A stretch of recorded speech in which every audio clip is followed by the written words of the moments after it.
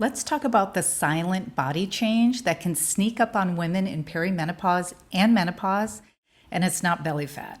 It's muscle loss, and it's called sarcopenia.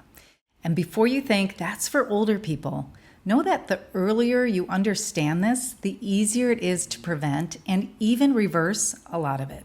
Hi, I'm Jody, your menopause and yoga coach, and on this channel we talk all things menopause and how to heal naturally. So sarcopenia is the gradual loss of muscle strength, muscle mass, and eventually physical function. And modern medical definitions put muscle strength as the headline issue because strength loss shows up first and it predicts a lot: your mobility, your independence, and your risk of falls. And I want to remind you that this isn't about looking toned, although that's nice. It's about your metabolism, blood sugar, stability, joint support, bone protection, energy, and how powerful you feel in your own body. And just doing yoga, walking, or staying active automatically doesn't guarantee you'll maintain muscle. Those things help, but sarcopenia needs a more direct strategy. So let's talk numbers so it doesn't feel vague. Research shows that during the menopausal transition, lean body mass drops by about 0.5%, and at the same time, fat mass tends to rise. And it's not only about muscle size, it's also muscle function. In one longitudinal study tracking women from early menopause into postmenopause, researchers found measurable declines in performance, about 2.1% in grip strength, 2.6% in knee extension strength, and 2.6% in jumping height across the transition. So yes, this can start earlier than people think, and it can show up as, why do stairs feel harder? Why do my knees feel less stable? Why do I feel weaker even though my scale weight hasn't changed? The bottom line is if we don't train for strength, we drift. Muscle loss happens with aging in general, but perimenopause and menopause can make the slope steeper. Why? Number one is hormones. As estrogen declines, many women see shifts in body composition, less lean mass, more fat mass, and recovery can feel different. Number two, lifestyle drift. Sleep gets worse, stress goes up, movement gets less consistent, and that combination quietly eats away at strength. Number three, under-eating protein, especially at breakfast and lunch, not lifting heavy enough to tell your muscles, hey, we still need you. So if you take one idea from this video, let it be this. In menopause, your workouts are not just workouts. They're a muscle preservation prescription. So we're going to focus on 4 pillars: movement, nutrition, supplementation, and HRT considerations without hype. First, strength training. Most guidelines recommend doing muscle strengthening activities at least 2 days per week, and for many women in menopause, 2 to 4 days is a sweet spot depending on recovery.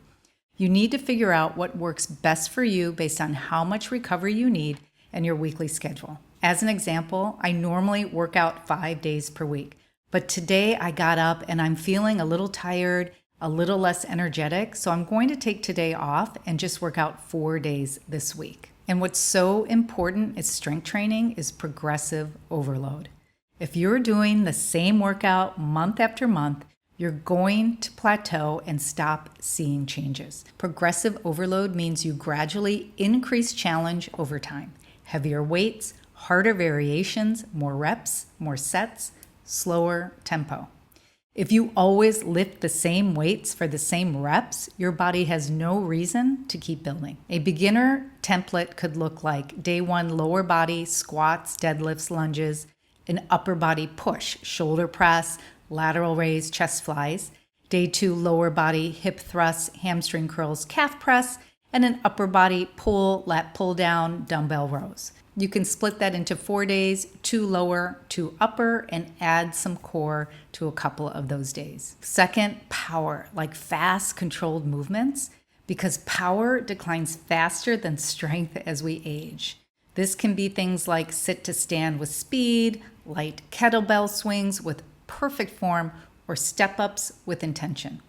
And if your joints and medical history allow, impact work can be helpful for bone and function. like small hops, brisk stair work, or higher intensity intervals. If you have pelvic floor concerns, joint issues, or osteoporosis risk, this is where you get individualized guidance. Third, zone 2 cardio. Walking, cycling, incline walking. This supports heart health, mitochondria, and recovery. Your heart rate is elevated, but you can still hold a conversation.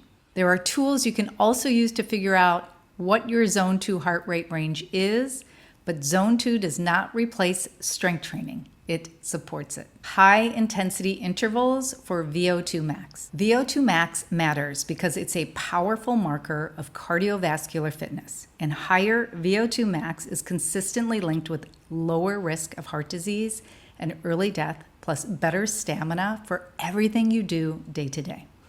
One of the most famous protocols is the Norwegian 4x4. The structure is 4 minutes hard, about 85 to 95% of your max heart rate, 3 minutes easy recovery. Repeat 4 rounds, and that's 16 minutes of true high intensity work. This should feel like an 8 to 9 out of 10 effort. You're breathing hard, you can't chat, but you're still in control. Because of my knee issues, I walk on a treadmill and use the incline to really elevate my heart rate. If you're new, deconditioned, or dealing with joint pain, you don't have to start with a full 4x4 running or walking. You work towards it. And if you have uncontrolled high blood pressure, chest pain history, or you're brand new, get cleared and start with a coach. Intervals are powerful, and power needs smart progression. Okay, number 4, balance and mobility. Not because it tones you, because it keeps you capable. Single leg work, carries, rotational strength, core stability. This is where yoga can be an amazing complement. Now on to nutrition, specifically protein. Many experts recommend that older adults aim for around 0.8 to 1 gram of protein per pound of body weight per day, especially when doing resistance training. So if you weigh 150 pounds, 0.8 to 1 gram per pound is roughly 120 to 150 grams of protein per day. And it's not just total protein, it's also distribution. If you eat 10 grams at breakfast, 15 at lunch, and 60 at dinner, your muscles don't get the consistent building signal earlier in the day. If you're plant-based like me, it's totally doable. You just have to be more intentional.